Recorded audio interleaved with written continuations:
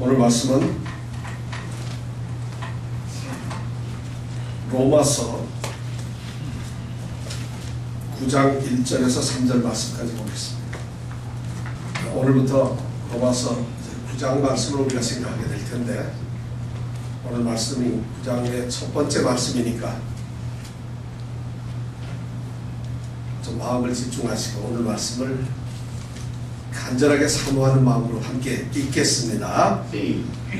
내가 그리스도 안에서 참말을 하고 거짓말을 아니하노라. 내게 큰 근심이 있는 것과 마음에 그치지 않는 고통이 있는 것을 내 양심이 성령 안에서 나로 더불어 증거하노니, 나의 형제 곧 권력의 친척을 위하여 내 자신이 저주를 받아 그리스도에게서 끊어질지라도 원하는 바로라. 오늘 말씀을 읽었는데 여러분 무슨 말씀인지 이해가 가세요? 우리는 오늘서부터 이제 로마서에 있는 새로운 부분의 말씀을 여러분들과 함께 이제 생각을 하려고 합니다. 지금까지는 1장에서부터 8장까지의 말씀을 통해서 우리가 어쩌면 바울 사도가 로마 교회를 향해서, 그리고 오늘 그리스도를 믿는 그리스도인을 향해서 소위 신앙의 가장 중요한 교리들을 1장서부터 8장까지 말씀을 통해서 우리에게 말씀하셨습니다. 특별히 8장에서 우리가 생각하는 것은 뭡니까? 8장에서 중요한 것은 그리스도인들은 의롭게 되었고, 그리고 그들은 거룩하게 되며, 그리고 그들은 영화롭게 된다는 것을 우리가 생각했습니다. 소위 칭의, 성화, 그리고 영화의 교리에 대해서 우리가 8장까지 말씀을 배웠습니다. 그리고 특별히 8장 마지막 절서부터, 마지막 절 부분에서부터 우리가 30절 이후부터 그리스도께서 택한, 하나님이 택하신 자들은 구원의 그 영광 속에서 결코 떨어지지 않는다. 하나님의 사랑, 그리스도의 사랑, 그리스도의 사랑에서 결코 끊어질 수가 없다는 것을 우리가 또한 생각을 했습니다. 그리스도인에게는 구원은 무조건적으로 보장이 되어 있는 것이라는 말씀을 우리가 생각했습니다. 이런 말씀으로 바울 사도는 교리 사항을 이제 끝낸 것 같고, 그 다음에 자연스럽게 넘어가서, 그러면 그렇게 구원을 얻은 우리 그리스도인들이 그런 구원의 감격을 가지고 의롭게 되고 성화되고 그 영화로운 그 존재로서 이미 굳어진 그 성도들이, 그리스도인들이 이 땅에서 어떻게 살아야 하는가, 어떻게 살아야 하는가 하는 문제들이 이제 우리를 기다리고 있다는 것이, 그런 말씀을 이제 바울 사도가 해야 될 텐데 놀랍게도 그런 말씀을 하지 않고 있다는 것이, 그런 말씀을 오히려 3장을 지난 다음에 12장부터 비로소 그런 말씀을 권면하고 있고, 오히려 9장부터 11장까지는 전혀 다른 말씀을 하고 있다는 것입니다. 그렇다면 왜 9장과 11장, 9장에서부터 11장 말씀은 이때 갑자기 모든 교리를 마치고 그 교리대로 삶을 살아야 하는 그 삶에 대한 이야기를 하는 중간에 끼어들었을까? 왜 이 말씀을 9장부터 11장은 우리에게 해야만 하는가 하는 문제를 우리가 생각해 봐야 합니다. 여러분, 로마서 9장부터 11장까지 무슨 말씀이 있는 줄 아세요? 알면 큰일이죠. 알면 다 제가 말씀을 드릴 게 없잖아요. 몰라야지 말씀을 드리죠. 그러나 놀랍게도 그리스도인들은 다 아셔야 된다는 것이에요. 9장부터 11장에 있는 말씀들을 무슨 내용들이 그 안에 들어있을까? 그래서 그 말씀이 얼마나 소중한 것이기에 교리를 끝내고 적용으로 들어가기 그 직전에 그 가운데다가 이 말씀을 끼워 넣은 것인가, 이런 생각을 하게 됩니다. 그래서 많은 신학자들은 이 9장부터 11장까지 이 3장에 대해서 신학자들마다 의견들이 다 다르게 이 3장에 대해서 말씀을 하고 있습니다. 어떤 분은 9장부터 11장 이 3장은 문제투성이로 막 채워진 수수께끼 같은 장들이다, 이런 말씀을 하고 있고, 또 어떤 사람들은 이 내용은 별로 그렇게 중요한 것이 아닌 사실은 어쩔 수 없이 해야 되는 그런 덧붙여진 얘기일 뿐이다. 이런 사람들도 있어요. 또 어떤 분도 그렇게 얘기를 하지 않았고 이 9장부터 11장 로마서에서 가장 중요한 핵심적인 부분이 바로 9장부터 11장이다. 그 전에 거는 서론이고 그 이후에 거는 결론일 뿐이고 그 서론과 결론을 도출해내는 가장 중요한 핵심적인 이야기가 로마서 9장에서 11장 이야기다. 이렇게 얘기를 합니다. 가장 극에서 극으로 로마서 9장 11장을 평가를 합니다. 그런데 그들이 그렇게 평가를 하는데 대체적으로 공통된 인식이 하나 있어요. 그건 뭐냐면 로마서 9장, 10장, 11장은 반드시 필요하다는 것이에요. 이 말씀은 꼭 여기에 필요했다는 것이에요. 자, 이런 뜻을 우리가 가지고서 로마서 9장에부터 11장까지는 어떤 주제의 말씀을 주로 얘기하고 있을까? 이걸 한번 생각해 볼까 합니다. 그래서 오늘 말씀 들어가기에 앞서서 좀 이해를 돕기를 원합니다. 9장부터 10장, 11장 이 세 장에 걸쳐서 중요한 핵심적인 단어는 이스라엘과 하나님입니다. 이스라엘과 하나님의 관계가 어떻게 될 것인가 하는 것이죠. 이스라엘과 하나님과의 관계에 대해서 이제 그들이 지금 과거에는 어땠고 지금은 어떻게 될 것이고 앞으로는 어떻게 될 것이고 그리고 그들과의 하나님과 이스라엘과의 관계를 통해서 이스라엘이 아는 이방세계, 이방인들과는 어떤 관계가 있을 거고 어떤 영향을 줄까 하는 것이 바로 9장, 10장, 11장의 중요한 테마예요. 그래서 9장에 보면은 예정과 선택이라는 측면에서 하나님의 그 교리를 설명하면서 이스라엘과 하나님의 관계를 이야기하고 있고 10장에 넘어가면은 하나님과 이스라엘의 관계에서 믿음으로만 의롭게 된다는 교리를 또 설명을 하고 있습니다. 그리고 11장에 가면은 하나님과 유대인의 관계에 있어서 하나님과 이스라엘과의 관계에 있어서 하나님이 지금 일시적으로 이스라엘을 버리셨다는 것이죠. 그러나 장차 그 이스라엘은 지금 일시적으로 버려진 이스라엘은 하나님께 어떤 존재가 될 것인가 하는 내용을 11장에서 기록을 하고 있다는 것입니다. 굉장히 중요하죠. 우리에게는 중요 안 할지 모르지만 유대인들에게 이 이스라엘 사람들에게는 굉장히 중요해요. 그리고 구속사적인 입장에서 보면 이스라엘은 너무 소중한 존재들이잖아요. 그들이 하나님 앞에서 어떻게 될 것인가 하는 것은 그들 다음으로 우리가 그리스도를 믿고 그리스도의 사람이 된 우리 믿는 성도들은 어떻게 될 것인가, 이방인으로서 믿는 우리는 어떻게 될 것인가 하는 그러한 질문에 대답을 줄 수 있기 때문에 너무 소중한 말씀들이라는 것이에요. 우리가 그런 것을 머리에 두고서 이제 9장에 대한 설명을 조금 해보기로 하겠습니다. 9장의 내용은 뭐냐면 8장에서부터 8장까지 했던 그 모든 말씀에 대해서 반드시 9장에는 나와야 될 그런 얘기가 있습니다. 8장의 핵심적인 내용, 우리가 8장 지난주에 충분히 생각했던 설교 제목이 우리가 넉넉히 이기는이라 이랬어요.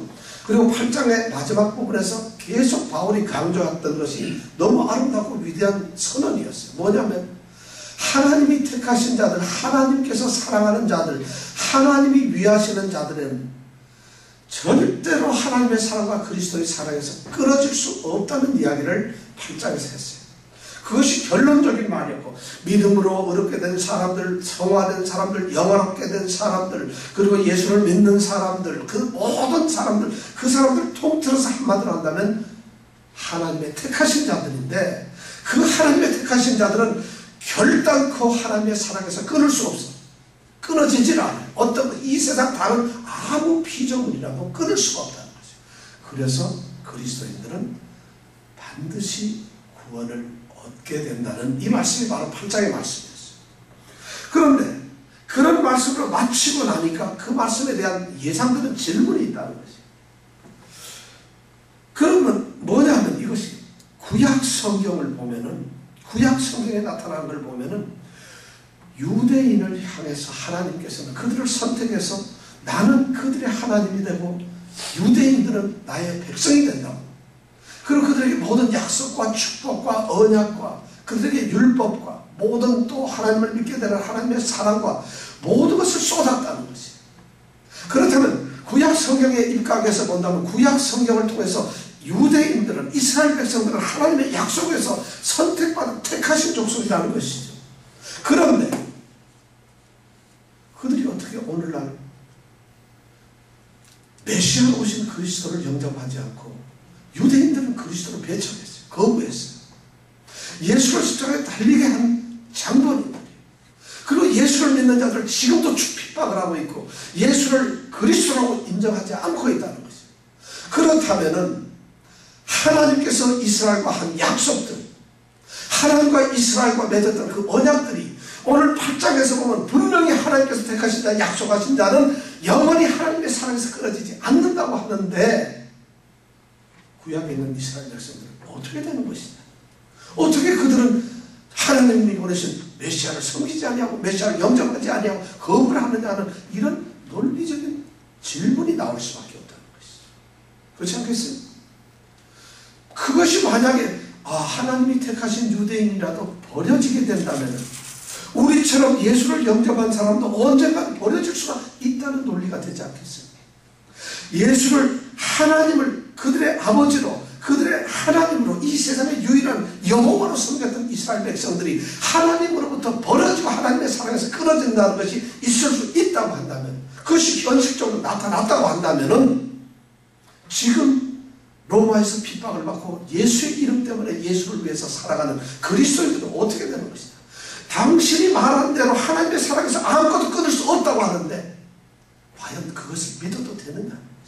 그 말이 가능하겠느냐는 것이죠. 이런 질문들이 유대인들에게도 있을 수 있고 우리 같은 그리스도인들에게 있어요. 우리 지난번 설교할 때 어떤 집사님이 유대인들에 대한 어떤 특별한 생각을 가지고 계신다 이런 말씀을 했는데, 바로 이 유대인들에게는 어떤 운명적인 것이 그들 앞에 기다리고 있을까? 거기에 대한 대답을 9장에서부터 11장까지 하고 있는 것입니다. 그러면서 9장에서 중요한 4가지 질문을 던지고 있어요. 4가지 질문이 뭐냐면, 첫째는 6절에 보니까 하나님의 말씀이 과연 이스라엘은 메시아를 그리스도를 메시아로 영접하고 받아들이는 것이 불가능한 것인가? 그들이 왜 안 하는가 하는 그 질문에 대해서 4가지 질문을 던지고 있어요. 첫 번째가 뭐냐면 하나님의 말씀이 폐하여졌느냐, 하나님의 약속의 말씀, 하나님이 선택하셨다는 그 선택의 말씀, 하나님이 사랑하신다고 하는 그 사랑의 그 말씀들이 이제 다 끝이 났는 것이냐, 소용이 없어졌느냐 하는 이런 질문을 6절에 던지고 있어요. 또한 하나님의 말씀이 폐하여진 것 같지 않도다, 이렇게 바울사도는 얘기하고 있어요.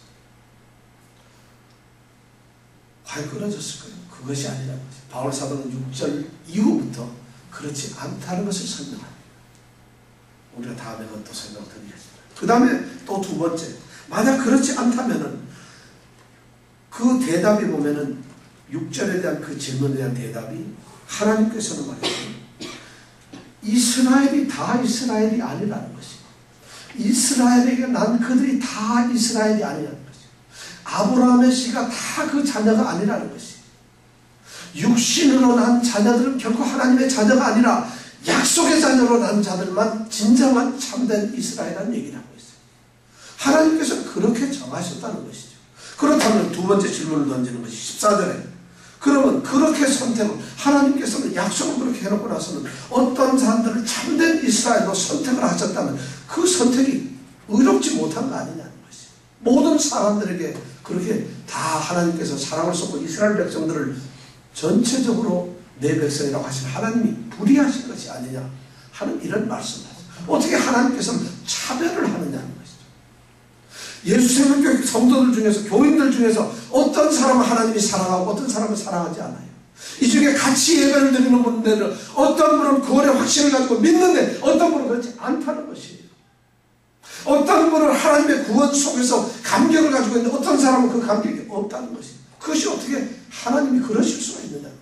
똑같이 하나님을 부르짖는데 어떤 사람은 간절한 마음으로 예배를 드는데 어떤 사람은 예배 드려도 그만 안 드려도 그만한 그러한 태도를 가지고 있다고 한다면 그것이 어떻게 하나님 그럴 수가 있느냐, 불의하시지 않느냐 이런 얘기를 합니다. 그런데 대답은 결코 불의한 것이 아니라는 거죠. 내가 불쌍히 여길 자에게 불쌍히 여기고 내가 강팍하게 할 사람에게 강팍하게 하는 그것이 나의 주권적 나의 자유라는 것이에요. 하나님에게 그런 자유의 권리가 있다는 것이에요. 그것을 갖다가 우리가 하나님 말도 안 됩니다. 왜 하나님은 그러십니까? 할 수가 없다는 것이에요. 참 위대한 하나님의 주권에 대해서 말씀하고 있습니다. 그러면서 그가 세 번째 질문은 뭐냐면 그렇습니다. 좋습니다. 그렇다면 하나님이 정하셨군요. 하나님이 어떤 사람은 불쌍히 여겨서 긍휼하게 여기고 어떤 사람은 강팍하게 만들었어요. 예를 들어서 모세와 바로를 예를 들었어요. 모세에게는 불쌍하게 여겨서 모세를 도왔고요. 바로는 강팍하니까 강팍하다고 내버려둔 스스로 강팍하게 돼서 나중에 멸망을 시켰다는 거죠. 그건 하나님의 뜻이라는 거죠. 그러니까 그 다음 세 번째 질문이 바로 19절에 나오는 질문이에요. 그러면 하나님께서는 어떻게 그런 사람들에게 허물을 하느냐는 거죠. 그 사람들에게 왜 책임을 묻느냐는 것이에요. 하나님이 선택하시고 하나님이 결정하신 하나님의 주권인데 그 사람이 무슨 죄가 있다고 그 사람을 갖다가 책임을 묻고 그 사람을 정죄를 하느냐 하는 것이 세 번째 질문이 될 수가 있다. 가능하죠? 내가 예수 안 믿어서 예수를 안 믿고 내가 믿음 생활 안 해가지고 구원 얻지 못해요. 근데 그것이 하나님의 뜻이라는 것이에요. 내가 예배에 간절한 마음도 없이 그냥 예배를 드리고 있어요. 이것 자체도 하나님의 뜻이라는데 근데 왜 나한테 책임을 묻느냐는 것이에요. 하나님이 그렇게 하시면 하나님 책임이 아니냐. 어떻게 그런 사람들에게 허물을 묻을 수 있느냐는 것이 19절의 질문이에요. 그때 바울의 대답이 뭔지 아세요? 세 가지로 대답을 해요. 토기장이가 그릇을 만드는데 자기가 원하는 대로 만들 수 있어요. 내가 그릇을 동그랗게도 만들고 길게도 만들다가 마음에 안 들면 먼저 버릴 수도 있는 거 아니냐. 그런 거 아니겠느냐. 토기장이신 하나님이 우리를 만들 때 그렇게 만들었는데 하나님께서 그런 권리가 없겠느냐. 그런데 만들어진 토기가 그릇이 감히 토기장이더라 왜 나를 이 따위로 만들어 놨습니까? 왜 내가 이런 존재로 태어나게 되었습니까? 왜 나는 멸망을 받아야 됩니까? 왜 나는 구원받은 사람으로서 하나님의 영광 속에 들어가는 하나님의 택하신 자가 되었습니까? 하고 따질 수가 있겠느냐는 것이. 그렇죠?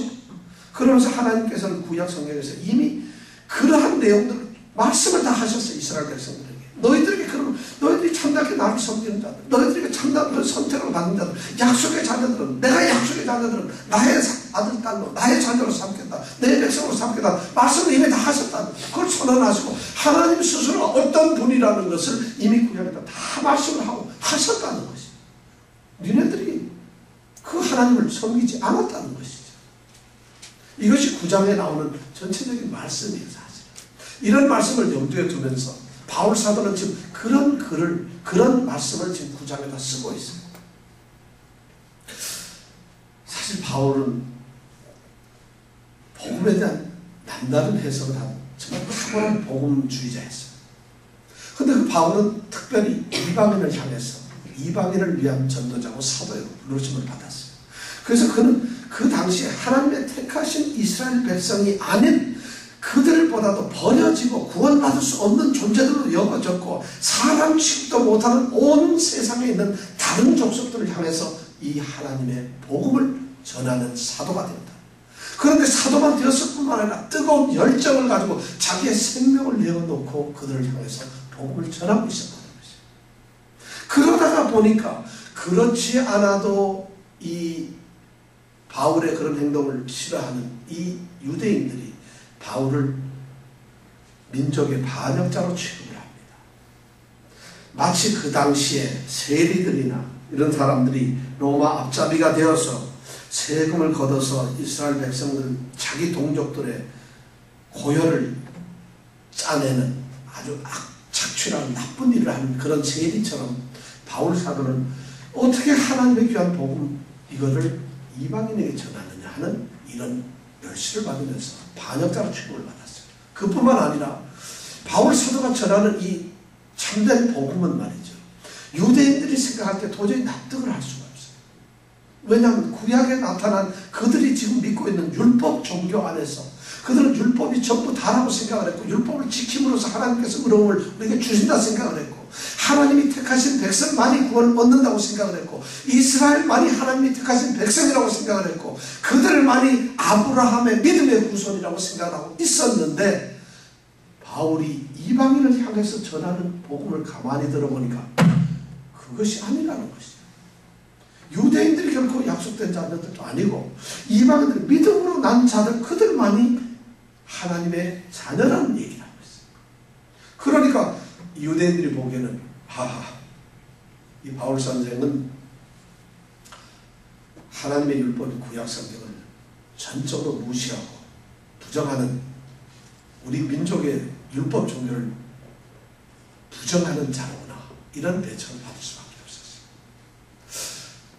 바로 그러한 배경 속에서 이 바울 사도가 9장을 쓰고 있다는 것이에요.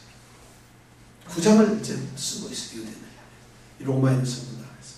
근데 9장을 쓰는데 바로 바울 사도가 9장을 쓰면서 자신의 이제 9장을 쓰기 위해서 왜냐면 아까 얘기한 그 종의 내용을 쓰는데 그것을 쓰기에 앞서서 바로 직선적으로 자 하나님을 너희들이 허물할 수 있겠느냐, 하나님의 약속이 폐하여졌느냐, 아니면 하나님이 불의하시다 이런 것을 바로 들어가는 것이 아니라 1절부터 3절까지는 바울이 지금 자기가 가지고 있는 심중에 있는 말을 그 로마에 있는 성도들에게 아니 어쩌면 로마에 있는 유대인들을 향해서 자기의 심정을 지금 토로하고 있다는 것이에요. 바울에게는 너희들이 나를 반역자로 생각해? 너희들이 내가 구약의 성경을 어기고 너희들 전적으로 배척하는 자로 여긴다고? 천만에 하면서 바울이 지금 9장을 쓰고 있어요. 그러면서 그가 쓰는 말이 뭐냐면 나는 사실 이방인들에게 복음을 전하면서 이방인들이 하나 늘어날 때마다 복음을 받지 않으면 너희들 내 동족을 나는 생각하고 있다. 나는 내가 이방에서 교회가 하나 세워질 때마다 너희들 예수를 배척하는 유대인들 너희들을 생각하고 있다. 나는 이방의 교회 안에서 성도들이 하나하나 성숙되어가며 참된 믿음의 삶을 할 때마다 나는 너희들 예수를 영접하지 않는 너희 유대인들을 생각하고 있다. 이런 심정으로 글을 쓰는 것이 바로 9장 1절에서부터 3절까지 말씀입니다. 그 심정으로 우리가 한번 돌아가 봐야 되는 것이죠. 사실 어떻게 보면 이거는 교리적인 얘기도 아닙니다. 9장 1절부터 3절까지는 절대 우리가 무슨 교훈을 받기 위해서 하나님이 하시는 엄중한 말씀이 사실 어쩌면 우리에게 들려주는 귀한 말씀이 아니라 바울 자신이 자기의 동족인 유대인들에게 자기가 가지고 있는 그 간절한 마음을 토로하고 있는 것이에요. 그런데 우리는 이 말씀을 통해서 오늘 세상에서 둘도 없는 위대한 진리를 우리가 깨달을 수가 있다는 것이에요. 그것이 뭘까요? 자, 오늘 말씀에 보면은 바울이 첫 번째로 던져지는 세 가지 중요한 강조점이 있어요. 지금 내가 너희들을 생각하는 내 진심이 무엇인가를 알아주기를 원한다는 것이에요. 그러면서 그가 얘기하는 주장이 세 가지. 오늘 9장 1절에 보니까 첫 번째가 뭐냐면 내가 그리스도 안에서 참말을 한다는 것이에요. 지금 나는 진실된 말을 하고 있다. 내가 지금 내 심정으로 자기의 심정을 얘기하면서 자기의 진실된 이 진지한 자기의 마음을 알아주길 원하고 있어요. 마치 제가 지금 여러분의 성도들이 우리 교인 우리 예수생명교회 모든 성도 설교를 듣는 여러분들이 이 복음의 진실과 저의 뜻을 알아주기를 얘기하는 것처럼 이 바울 사도가 지금 로마에 있는 성도들 특히 유대인들이 자기의 진실을 좀 알아달라고 쓰고 있어요. 그러면서 그가 하는 말 내가 그리스도 안에서 참말을 하고 있다는 것이죠. 참된 말 진실된 말을 내가 지금 하고 있어. 이 말을 어디 잘 들으면 이 말이 내가 꾸며낸 말이 아니로구나. 정말 진실을 얘기하거나 이런 것을 좀 알아달라는 것이. 그리스도 안에서 말을 하고 있다는 거죠. 바울이 그리스도 안에서 말을 한다는 이 말이 뭐냐면 자기는 그리스도에게 속한 자예요. 그리고 그리스도의 지체가 된 종자, 사람이에요. 그리고 자기는 그리스도께서 택한 자라는 이런 의식을 지금 신분의식을 가지고 있어요. 그러면서 자기가 지금 이 말을 하고 있는 게 잘 들어요. 너희들과 나는 지금 그리스도의 바로 앞에서 그리스도의 면전에서 지금 내가 이 진실을 얘기하고 있는 것이다. 이런 식으로 지금 말하고 있다는 것이에요. 그러니까 그리스도 앞에서 어떻게 속이고 거짓말할 수 있겠습니까? 그러니까 그리스도 안에서 얘기하는 그리스도 앞에서 그렇게 진실을 얘기하고 있다. 그러면서 두 번째가 얘기하는 말이 부정적으로 얘기하는 내가 거짓말 안 하는 거야. 절대 거짓말 안 하는 거야. 내가 지금 꾸며낸 말이 아니다. 이건 내가 너희들한테 괜히 입 바른 소리 하는 것이 아니다. 이건 내가 너희를 기분 좋게 하기 위해서 없는 말을 내가 일부러 과장을 하는 것이 아니라는 것이에요. 그러면서 그 말하는 세 번째는 뭐냐면 더욱 아주 중요해요. 내가 지금 이 하고 있는 말은 내 양심이 성령 안에서 나로 더불어 증거하고 있다는 것이죠. 내 양심이 지금 증거하고 있다. 성령 안에서. 이 말은 그냥 내가 허투르게 얘기하는 것이 아니라 내 자신의 양심이 나에게, 우리 양심이란 거 알죠? 사람이 양심대로 살아라. 양심껏 한번 살아봐라. 그러면 여러분 양심 이러면은 왠지 모르게 양심은 우리를 찔러요. 그리고 양심은 모든 것이 틀리지 않는 것처럼 우리에게 정말 우리에게 어떤 도덕적 가치나 인격적 가치나 참된 것을 정확하게 지적해 주는 것이 바로 우리 양심이에요. 우리 인간의 생각은 좀 더럽고 추하고 적당하게 달라질 수 있지만 그럼에도 불구하고 우리 마음속에는 양심은 항상 우리에게 진리를 얘기를 해줄 수 있거든요. 근데 그 바로 그 양심이 나를 갖다가 지금 증거를 하고 있다는 거죠. 근데 바울 사도는 그 양심조차도 믿을 수가 없어요. 그 내 양심이 성령 안에서, 이 성령 안에서라는 말을 또 넣고 있어요. 여러분 사실 양심이라고 하는 것은 말이죠. 제가 아까 말씀드린 완전한 것처럼 말씀을 드렸지만 완전하지 않아요.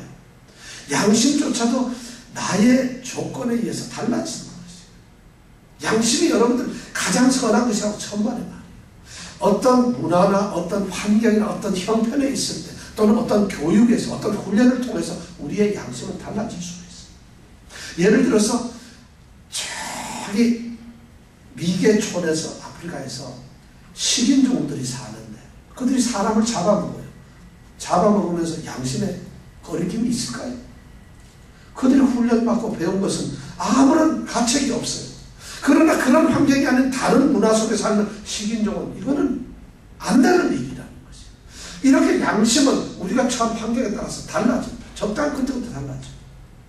그런데 바로 그 양심조차도 바울 사도는 의지하지 아니하고 바로 성령 안에서 양심이 성령으로부터 통제받고 지배를 받는 그런 양심으로서 내가 이 말이 진실이라는 것을 이야기하고 있다는 것입니다. 양심 믿지 마세요. 여러분 양심 믿었다 큰일 나요. 그러니까 양심은 착한 마음이 아니라 두 가지 마음, 양심이 될 수가 있어요.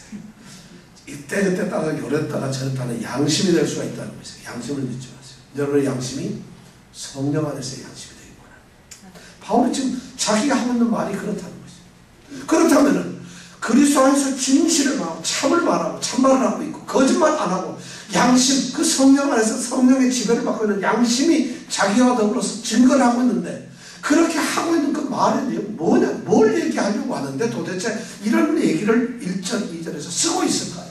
무슨 얘기를 하는데? 그가 도대체 왜 이런 얘기를, 내가 지금 진실을 얘기하고 있어요. 여러분, 이정은 집사님, 내가 지금 진실을 얘기하고 있어요.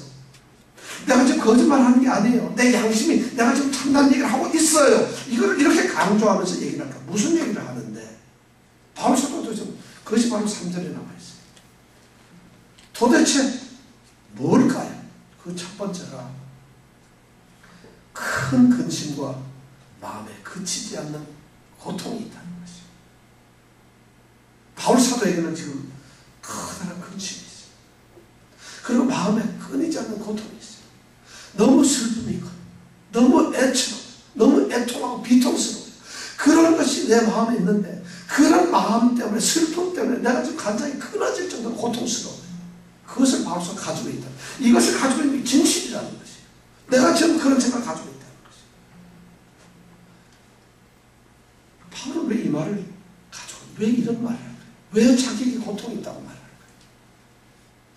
8장에서 구원의 감격과 그 구원의 위대한 그 찬란한 영광을 얘기하면서 8장에서 그렇게 하나님이 위하신 자들은 어떤 것도 하나님의 사랑에서 끊을 수가 없는데 어떤 환경, 시험, 역경 속에서도 모든 것이 합력하여 선을 이루는 존재인데 하나님의 뜻대로 살아가는 사람은 넉넉히 이길 수가 있는데 하나님이 우리를 위하시면 아무도 대적할 수 없는데 이런 영광의 구원의 기쁨을 가지고 기쁨을 누려야 되는 그 바울이 왜 큰 근심과 마음에 그치지 않은 고통이 있을까?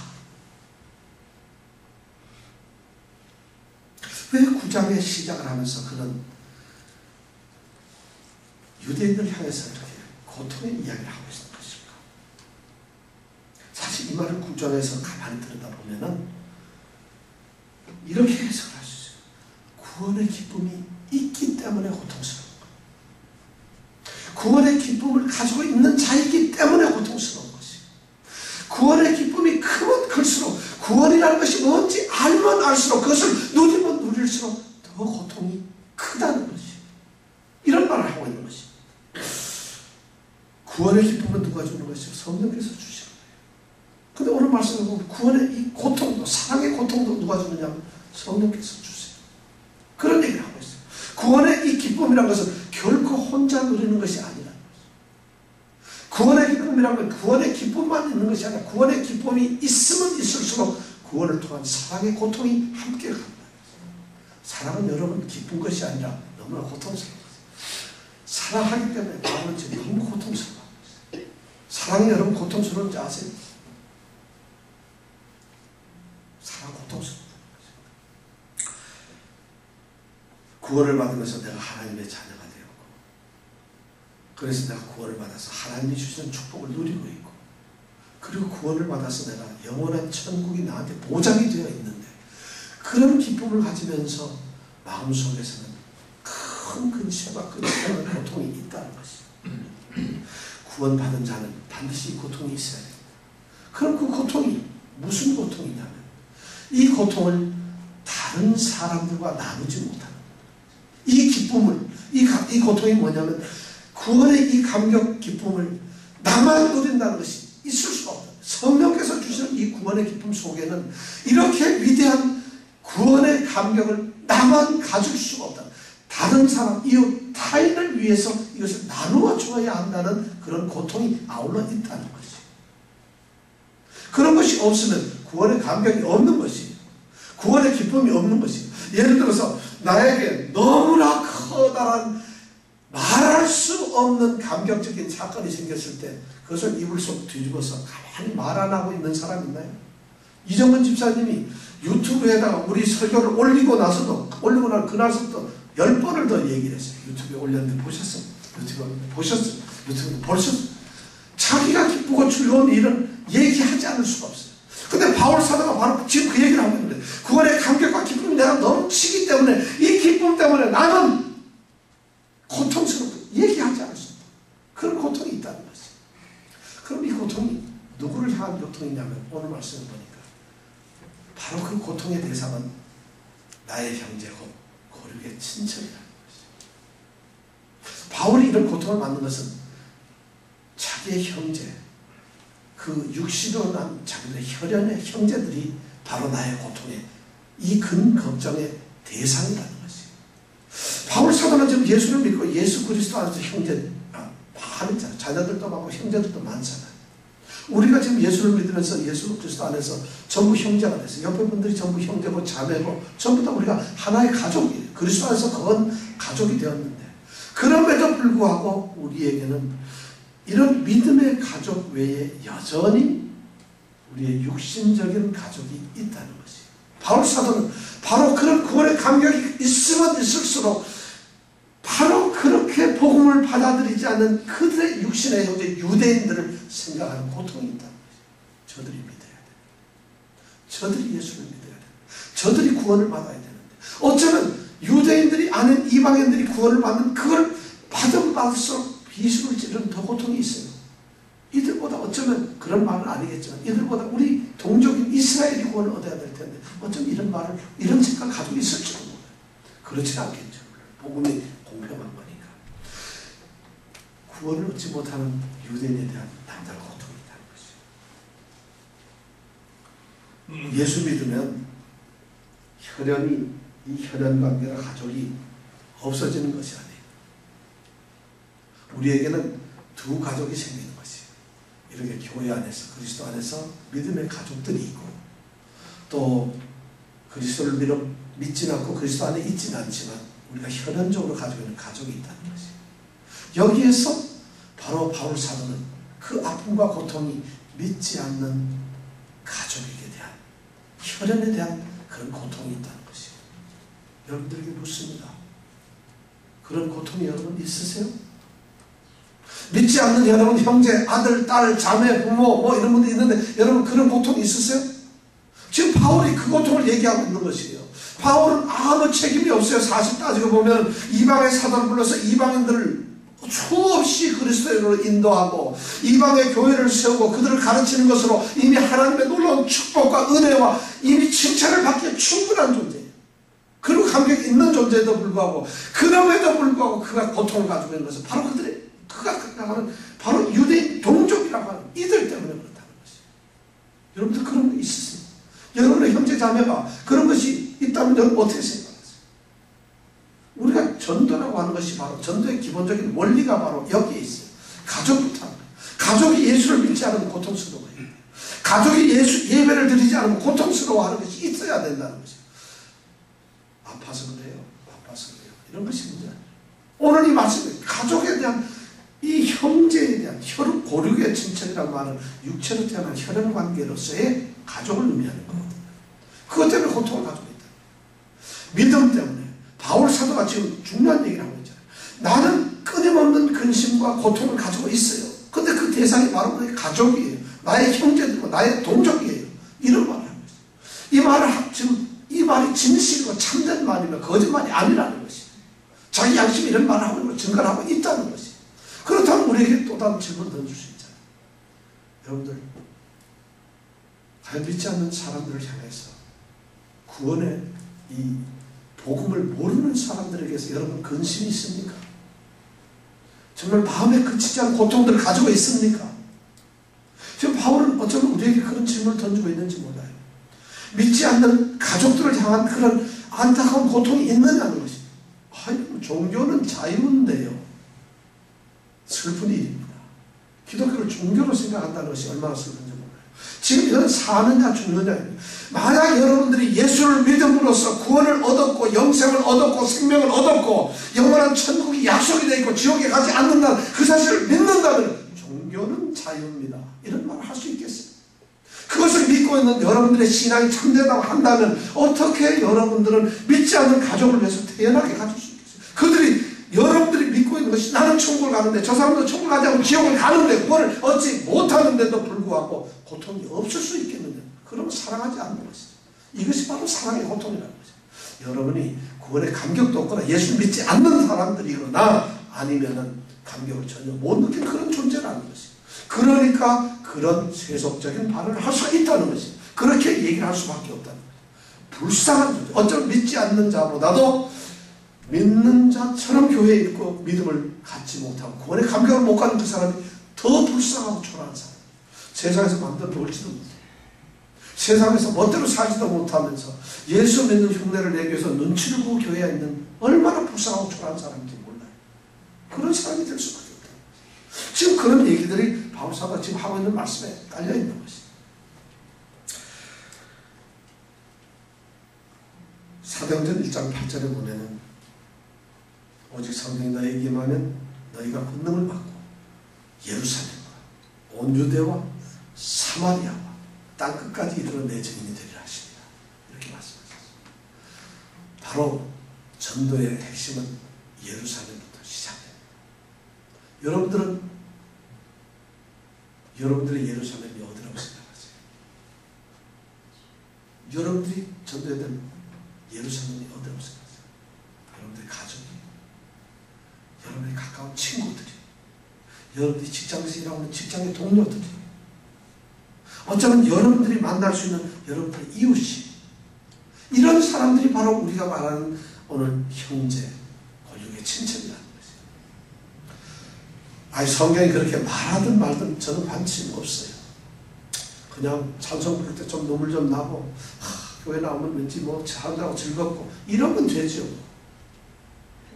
오늘 바울 사도가 그것을 이야기하고 바울 사도가 만약에 그러한 믿음의 생각을 가지고 있었다면 그에게는 고통이 있을 수가 없어요. 그에게는 아픔이 슬픔이 있을 수가 없어요. 왜냐하면 뭐 별 차이가 없는데 교회 나오나 안 나오나 예수 믿으나 안 믿으나 무슨 차이가 있어요. 그런데 뭐가 안타까워요. 안 믿고 잘 먹고 잘 살아라. 오히려 축복이 나가죠. 네가 더 좋은 데 있다. 나는 지금 아주 힘들게 신앙생활하고 있다. 이래 나가야 되지 않겠어요. 그런데 그 감격과 구원에 대한 영광스러움이 있다고 한다면 결코 고통과 이 슬픔을 느끼지 않을 수가 없다는 것이죠. 그런데 그것을 느끼는 바울사도가 놀라운 말을 합니다. 끝에 보니까 홀육과 친척을 위하여 그 형제를 위해서는 내가 저주를 받아 그리스도에게서 끊어질지라도 원하는 말이다. 이 말이 얼마나 무서운 말인지 몰라요. 형제를 위해서, 형제들이 구원을 받고 형제들이 예수를 믿고 우리 동족인 이스라엘 백성이 만약 예수를 믿는다고 한다면 차라리 내가 저주를 받아서 하나님 사랑에서 끊어져도 좋다는 거지. 그러니까 다시 말하면 그들이 구원을 받는 내 자리에 온다면 내가 그들의 자리에 가서 내가 차라리 저주를 받겠다. 이런 말로서 간절하게 얘기하고 있다는 것이에요. 저주를 받겠다. 얼마 이 사랑 여러분 아무나 할 수 있는 게 아니에요. 이것은 진짜 그리스도께서 주시는 사랑이에요. 나를 대속해서 나 때문에 죽어간 그 하나님의 아들인 그리스도의 십자가의 사랑을 깨닫는 자만이 그 사랑을 남들에게 이렇게 고백할 수가 있는 것이에요. 그들을 위해서 자기 자신을 저주를 받아서 그리스도 사랑에서 내가 끊어져도 실제로 끊어질 수가 없죠. 왜냐하면 그리스도의 사랑은 절대 끊어지는 게 아닌데 그럴 정도로 자기는 사랑한다는 것이죠. 저주를 받는다는 말이 무슨 말이죠? 저주받는, 이건 멸망당한다는 말이에요. 요새 우리가 여호수아 금요일 예배 때 여호수아를 공부하는데 여호수아서 2장에 보면 여호수아가 이제 여리고 성을 점령하는 침공을 하는데 하나님께서 6장에 가면은 여리고 성을 어디 점령하면 그 안에 있는 모든 것은 하나님께 드려진 받은 것이니 진멸할지니라 이렇게 말해요. 거기서 진멸, 하나님께 이것은 다 드려진 것이니까 남녀노소 모든 재물들, 소, 양, 짐승들까지 해서 모든 것 다 죽이라는 것이 진멸하는.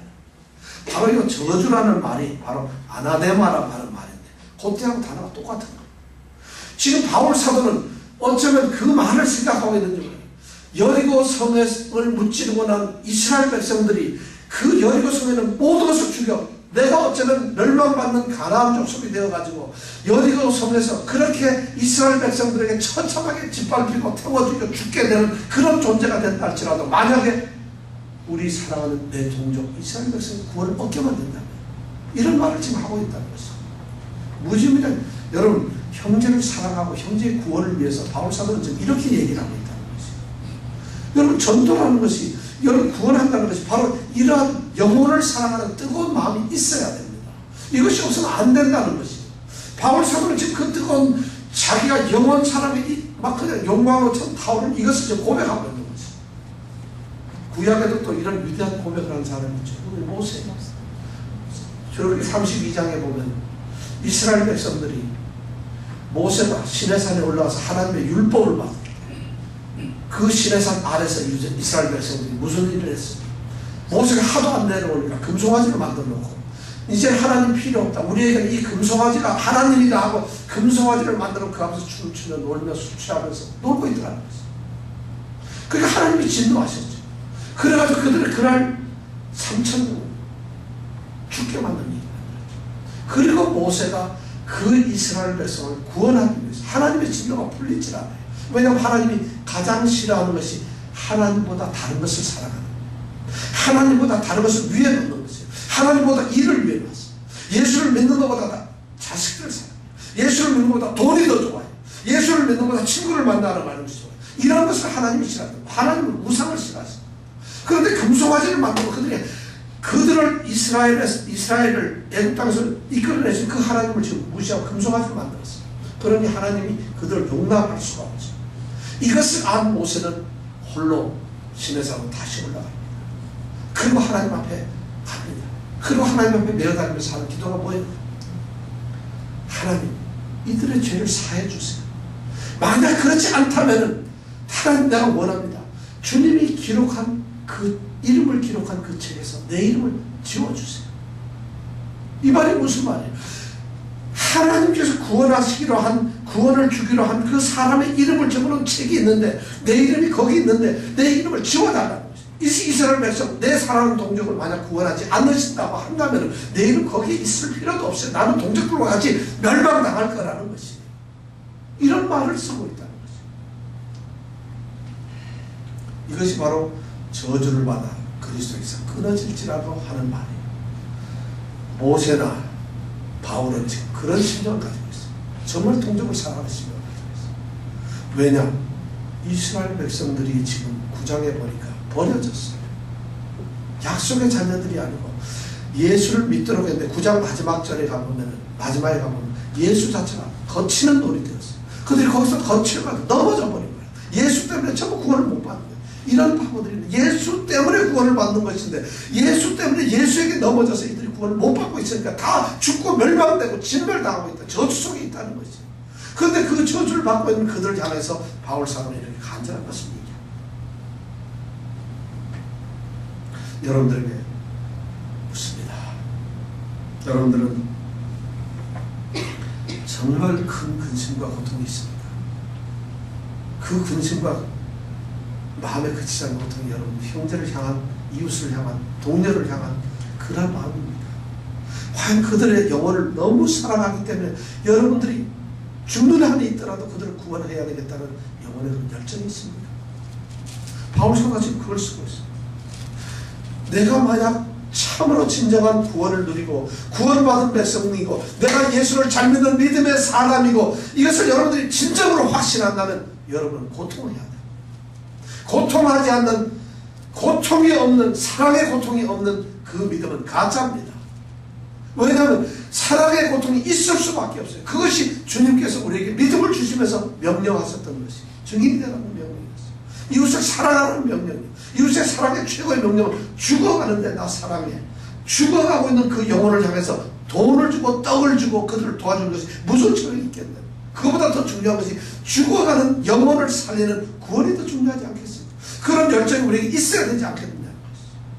그런 것이 있을 때 비로소 우리는 내가 그 구원을 누리면서 감격하는 믿음을 갖는 것이죠. 구원의 감격이란 바로 구원의 고통이 함께 있다는 것이죠.